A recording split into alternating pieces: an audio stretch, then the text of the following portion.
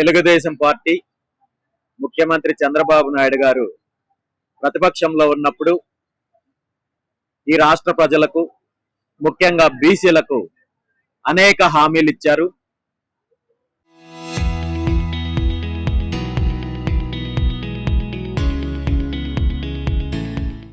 తీరా అధికారంలోకి వచ్చి 2 సంవత్సరాలు అయినప్పటికీ కూడా హామీలను నెరవేర్చకపోగా అనగదొక్కే ప్రయత్నం చేస్తున్నారు. కాబట్టి గత 4-5 నెలల కాలం నుండి బీసీవై పార్టీ ఆధ్వర్యంలో బీసీలకు సంబంధించిన న్యాయపరమైన డిమాండ్లను నెరవేర్చాలని చెప్పి అనేక రకాలుగా పోరాటం చేసినప్పటికీ కూడా ప్రభుత్వం గాని ముఖ్యమంత్రి చంద్రబాబు నాయుడు గారి స్పందించకుండా తప్పుదారి పట్టించే విధంగా బీసీలను మభ్యపెట్టే విధంగా చర్యలు చేస్తున్నారు. కాబట్టి నిన్న బీసీ ధర్మదీక్ష పేరుతో నిరవధిక నిరాహార దీక్షకు కూర్చోవడం జరిగింది. ఈ దీక్ష యొక్క ప్రధాన డిమాండ్లు బీసీలకు సంబంధించి మీరిచ్చిన హామీ ఏదైతే ఉందో రక్షణ చట్టం తీసుకొని వస్తాం 100 రోజుల్లో అని చెప్పి దానికి వెంటనే నిర్దిష్ట ప్రణాళిక కాల పరిమితితో ప్రకటన చేయాలి.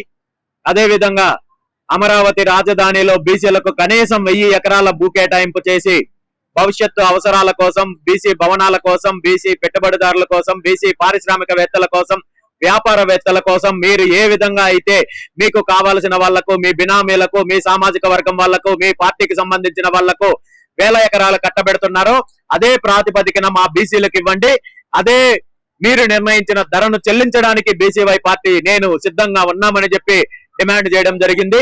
అదే విధంగా బీసీలకు సమగ్ర కులగణన చేపట్టి కనీసం 44% రిజర్వేషన్ మీరు పార్టీ ఆవిర్భవించినప్పుడు 1983లో మీరు ఇచ్చిన హామీని 44 సంవత్సరాల తర్వాత కూడా ఇప్పటి వరకు నెరవేర్చలేదు. కాబట్టి ఇప్పుడు దాన్ని నెరవేర్చాల్సిన బాధ్యత మీకుందని చెప్పి తెలియజేస్తున్నాము.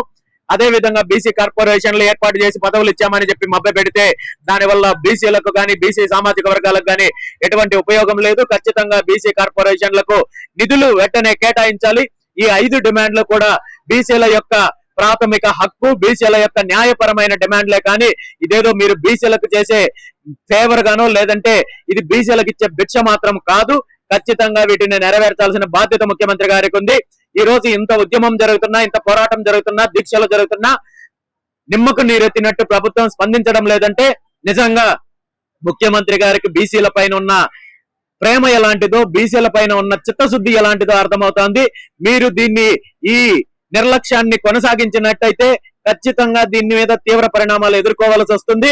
ఈ దీక్ష మీరు మీ ముందుంచిన 5 ప్రధాన డిమాండ్లను నెరవేర్చేంత వరకు కొనసాగుతుంది. దీన్ని భగ్నం చేయాలనో, కుట్రలు చేస్తేనో, మరో రకంగా రాజకీయ కుట్రలు చేస్తే దీనిపైన తీవ్ర పరిణామాలు ఉంటాయి. దానికి బాధ్యత ముఖ్యమంత్రి గారు వహించాల్సి వస్తుందని చెప్పి ఈ సందర్భంగా తెలియజేస్తారు.